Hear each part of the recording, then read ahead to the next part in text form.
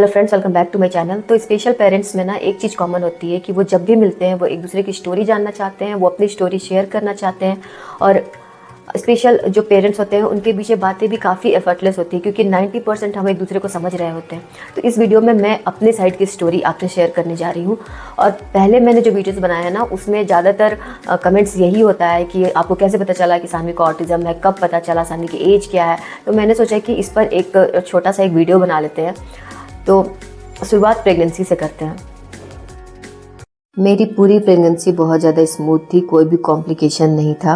मैं अकेले रहती थी और काफ़ी एक्टिव रहती थी। घर के सारे काम करना, मार्केट जाना, हर चीज़ मैं खुद से मैनेज करती थी। मेरे आस पड़ोस के लोग मुझे देखते थे तो कहते थे कि आपका नॉर्मल डिलीवरी हो जाएगा, और मुझे भी ऐसा लगता था। बट एंड में मेरा सी सेक्शन हुआ था। कि प्रेगनेंसी के टाइम पे जो भी मैंडेटरी टेस्ट होते हैं वो सारे मैंने कराए थे। सारे टेस्ट, सारे अल्ट्रासाउंड जो भी था, सब कुछ बिल्कुल परफेक्ट था। कुछ भी ऐसा नहीं था जिससे हमें डरने की ज़रूरत थी। हाँ, मुझे पहले से थोड़ी सी थायराइड की प्रॉब्लम थी, बट पूरी प्रेगनेंसी मेरी थायराइड कंट्रोल में थी।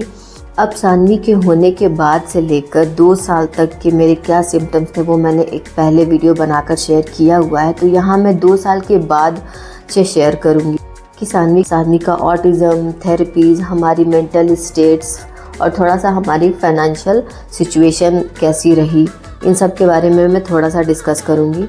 2 साल के बाद से शुरू करते हैं। 2 साल की थी सानवी तब मुझे पक्का यकीन हो गया था कि वो डिफरेंट है थोड़ा दूसरे बच्चों से।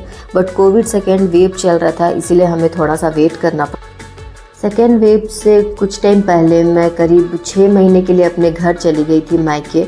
क्योंकि लोग कह रहे थे कि अब आप अकेले रहते हो, इसलिए आपका बेबी ऐसा है, आप फैमिली के बीच में रहोगे तो इससे उसको फ़ायदा होगा। तो ये सोच के मैं अपने मायके चली गई थी, क्योंकि वहाँ पे मेरा बड़ा परिवार है। मेरी 2 बहनें हैं, भाई है, मम्मी है, पापा हैं। ये सोच के कि फैमिली के बीच में रहेगी तो थोड़ा सा शायद उसकी वजह से इसकी स्पीच आए और इसके बिहेवियर्स में कुछ चेंजेस आए। लेकिन इससे कोई फ़र्क नहीं पड़ा। अगर बच्चा न्यूरोटिपिकल है तो उसे इस बात से फ़र्क नहीं पड़ता है कि वो कितने लोगों के बीच में है। इनफैक्ट वो और भी ज़्यादा कंफ्यूज हो जाता है। अगर 5 लोग मिलके एक ही इंस्ट्रक्शन उसे दे रहे हैं अलग अलग तरीके से, तो उसे प्रोसेस करने में और ज़्यादा प्रॉब्लम होता है। ये जो दलील दी जाती है कि बच्चा परिवार के बीच में रहेगा, लोगों के बीच में रहेगा, अगर वो न्यूरोटिपिकल है तो इस बात से उसे कोई फ़र्क नहीं पड़ता है। सेकेंड वेव ख़त्म होने तक सानवी 2 साल 4 महीने की हो गई थी, और उससे ज़्यादा मैं डिले नहीं करना चाहती थी। तब हम नोएडा आ चुके थे। और तो सानवी जब 2.5 साल की थी तब हमने दिल्ली में विमहंस हॉस्पिटल में एक साइकेट्रिस्ट से कंसल्ट किया था। फिर 1 महीने के बाद सानवी का जो रिपोर्ट आया था उसमें सानवी को सीवियर ऑटिज़म डायग्नोस हुआ था। उसके बाद सानवी की थेरेपी शुरू हुई, और साथ ही में मैंने प्ले स्कूल्स में भी सानवी का एडमिशन करा दिया था। वहाँ उस टाइम पर नॉर्मल प्ले स्कूल में डाला था, क्योंकि उस समय वो 2 साल बिल्कुल 2.5 साल की थी। तो स्कूल्स में भी आराम से उन्होंने एडमिशन ले लिया, क्योंकि सारे बच्चे उस टाइम ऐसे ही आ रहे थे। उनका कहना था कि सारे बच्चे ऐसे ही आ रहे कोविड के वजह से, लेकिन कुछ टाइम के बाद 10-15 दिन के बाद वो बिल्कुल एक्टिव हो जा रहे हैं, तो आप करके देखिए। तो एडमिशन उन्होंने ले लिया। तो 2.5 साल से सानवी की स्कूलिंग और थेरेपी दोनों शुरू हो गई। थेरेपी जो थी वो स्टार्टिंग में मैंने बस ऑक्यूपेशन थेरेपी ही शुरू किया था, क्योंकि सानवी बहुत ज़्यादा हाइपर थी और उसमें सेटिंग नहीं आई हुई थी। तो जो स्पीच थेरेपी होती है वो लेने का कोई फ़ायदा नहीं था, वो बिल्कुल पैसा बर्बाद होता उसमें। तो स्टार्टिंग में बच्चे को सेटल होने में बहुत टाइम लगता है, वो थेरेपीज़ हो या स्कूल। और सेम स्कूल के साथ भी चल रहा था। जब मैं सुबह में उसे स्कूल के लिए लेकर जाती थी तब वहाँ भी उसका रोना धोना शुरू हो जाता था। फिर शाम में जब मैं थेरेपी के लिए लेकर जाती थी वहाँ भी वो 2 घंटे में उसे रुलाकर बस घर लेकर आती थी। ये सब कुछ 2 से 3 महीने चला। मतलब मैं बता नहीं सकती हूँ कि उस टाइम पर मेरी मेंटल जो कंडीशन थी वो कैसी थी। अपने 2.5 साल के बच्चे को इतना रोता हुआ देखकर कभी कभी तो मैं भी रोने लगती थी। 2-3 महीने सानवी बिल्कुल भी कोऑपरेट नहीं कर रही थी, ना स्कूल में कर पा रही थी, ना थेरेपी सेंटर पे कर पा रही थी। फिर 3 महीने के बाद सानवी की स्पीच भी हमने शुरू कराई। तो ओटी, स्पीच और स्कूलिंग ये सब कुछ चल रहा था। और जो कुछ भी वहाँ पर कराया जाता था वो सब मुझे घर पर होमवर्क करना पड़ता था। हम कितनी भी थेरेपी करा लें, लेकिन अगर हम खुद से बच्चे के ऊपर काम नहीं करेंगे तो कुछ ख़ास फ़ायदा होने वाला नहीं होता। ये खुद थेरेपिस्ट मुझे बोलते थे। तो स्टार्टिंग में मैं सानवी के ऊपर करीब 7 से 8 घंटे घर पर मैं खुद उसे एक्टिविटी कराती थी। जो भी थेरेपी में चल रहा होता था वो सब कुछ मुझे दोबारा घर पे कराना पड़ता था। मतलब दिन के 7-8 घंटे मैं उस पर खर्च करती थी। कुछ महीने तक मैंने खुद से सब कुछ मैनेज किया, सानवी की स्कूलिंग, थेरेपी, घर का काम, सारा कुछ, और घर पे सानवी को फिर एक्टिविटी में इन्वॉल्व रखना, ये सब कुछ मैंने किया। बट कुछ ही महीनों बाद मुझे सर्वाइकल की प्रॉब्लम हो गई कि इस टाइम पर मैंने शायद अपना ध्यान ठीक से नहीं रखा। फिर मैंने कुछ टाइम के लिए एक मेड रखा था कि जो पैसे हैं वो पूरी तरह से यूटिलाइज हो सके, जो भी हम अपने बच्चे के ऊपर खर्च कर रहे हैं। तो इस तरह से मैं चीज़ों को मैनेज करती थी। जहाँ पर खुद से हो पाता था खुद से करती थी, जहाँ पे मुझे ज़रूरत होता था किसी की हेल्प की तो मैं वहाँ पर वो भी करती थी। मतलब कैसे भी करके जो मेरे बच्चे के लिए बेहतर होता था वो मैं करती गई। फिर भी मैं सानवी को लेकर हमेशा एक्टिव रहती थी। सानवी का पहला ट्रिप 6 महीने की थी तब हमने सानवी का पहला ट्रिप किया था। उसके बाद कोविड जब सेकेंड वेव आया था, उसके पहले तक ना जाने हमने कितना ट्रिप किया था मुझे खुद भी याद नहीं है। मेरे हस्बैंड की ट्रांसफ़रेबल जॉब है, तो कुछ टाइम के बाद हमारा ट्रांसफ़र मुंबई हो गया, जिसकी वजह से हमें मुंबई आना पड़ा। मुंबई आने के बाद मैं यहाँ पर रेगुलर प्ले स्कूल्स जो थे वहाँ पर सानवी का एडमिशन कराना चाहती थी, बट वो एडमिशन लेना ही नहीं चाहते थे। और एक प्ले स्कूल में डाला, वहाँ पर एडमिशन ले तो लिया, बट वो रोज़ मुझसे सुनाते रहते थे कि सानवी को ये प्रॉब्लम है, वो प्रॉब्लम है, आज उसने ये नहीं किया, वो नहीं किया। और ये सब मेरे लिए बहुत ज़्यादा हार्ट ब्रेकिंग होता था। फिर 1 महीने बाद उन्होंने डिसकंटिन्यू कर दिया।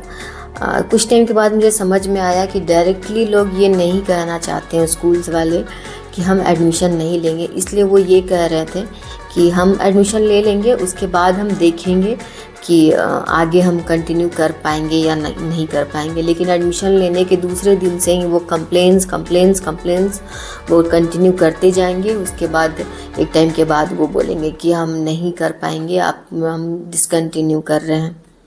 फिर हमने सोचा कि हम स्कूल्स में कराते हैं, ऐसे स्कूल्स जहाँ पर स्पेशल यूनिट्स होते हैं वहाँ पर हम सानवी का एडमिशन करा देते हैं। तो मुंबई के बहुत ही रेपुटेटेड स्कूल्स में हमने सानवी का एडमिशन कराने के लिए बहुत ट्राई किया। हम जहाँ भी जाते थे लोग सानवी का जो रिपोर्ट था वो रख लेते थे। उसके बाद वो हमें कहते थे कि आप काउंसलिंग के लिए हम आपको बुलाएंगे, तब आपको आना होगा। रिपोर्ट वो सारा रख लेते थे और उसके बाद उनका ना कॉल आता था और ना ही काउंसलिंग के लिए वो कभी बुलाते थे। हम बार बार स्कूल जाते थे, बार बार रिक्वेस्ट करते थे एडमिशन के लिए। हमेशा वो कहते थे कि हमारा भी वेटिंग पे चल रहा है, हम देखते हैं, थोड़ा सा हमें टाइम दीजिए, हम बुलाएंगे। इस तरह से करीब 7-8 महीने हम वेट करते रह गए, लेकिन कोई काउंसलिंग के लिए नहीं बुलाया गया। दरअसल वो रिपोर्ट पहले देख लेते हैं कि बच्चा अच्छा नॉन वर्बल है और इसे सीवियर ऑटिज़म है, इसलिए वो पहले ही ये रिजेक्ट कर देते हैं। उन्हें ऑटिज़म के नाम पर ना बस मतलब एक ऐसा बच्चा चाहिए जिसे कोई सेंसरीज इशू ना हो।